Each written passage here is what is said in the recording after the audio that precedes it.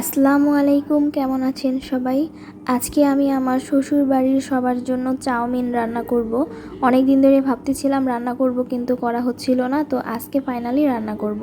আমি মুরগির মাংসটা এভাবে কেটে ছোট করে তারপরে আদা রসুন আর লবণ দিয়ে আর হালকা একটু মরিচের গুঁড়া দিয়ে মেখে তারপরে একটু ভেজে নিয়েছি। চিকেনগুলো ভেজে আমি একটা পাত্রে তুলে নিয়েছি। এখন আমি 3টা ডিম একটু ফেটে তারপরে এখন একটু ভেজে নিব। ডিমটা বয়েল হয়ে গিয়েছে, এখন আমি এই খুন্তি দিয়েই ডিমগুলো একটু কেটে নিব, যেন চাউমিনের মধ্যে দিলে ডিমগুলো দেখা যায় আর দেখতে সুন্দর লাগে। আর এই তো আমি চিকেন আর ডিমগুলো একটি পাত্রে তুলে নিয়েছি। এখন দিয়ে দিচ্ছি 1 টেবিল চামচ বাটার। এখানে আমি পুরো চাউমিনটাই বাটার দিয়ে রান্না করব, আর এতে অনেক ভালো একটা ফ্লেভার আসবে। এখন আমি এখানে আদা রসুন কুচি দিয়ে দিচ্ছি, এটা একটু হালকা ব্রাউন কালার করে ভেজে তারপরে এর মধ্যে আমি বড় বড় করে কাটা পেঁয়াজ দিয়ে দিচ্ছি, হালকা করে একটু ভেজে নিব। এখানে আমি কেটে রাখা পাতাকপিগুলো দিয়ে দিচ্ছি। আর এইখানে গাজর আর চাউমিনগুলো আগেই আমি সিদ্ধ করে নিয়েছি, আর গাজর যেহেতু সিদ্ধ হতে একটু বেশি সময় লাগে,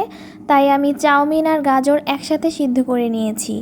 আর এখানে দিয়ে দিচ্ছি ক্যাপসিকাম কাটা। এখন দিয়ে দিচ্ছি 1 টেবিল চামচ পরিমাণের সয়া সস। সবগুলো একটু ভালোভাবে মিশিয়ে নিব। তারপরে এখন আমার চাউমিন সেদ্ধ করে রাখা এর মধ্যে দিয়ে দিব।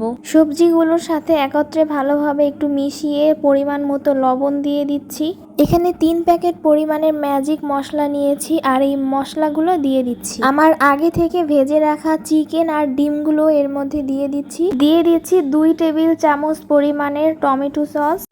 আমার কাছে টমেটো আর সয়া সস ছাড়া আর কোনো সস ছিল না, তাই আমি অন্য কোনো সস দিতে পারি নাই।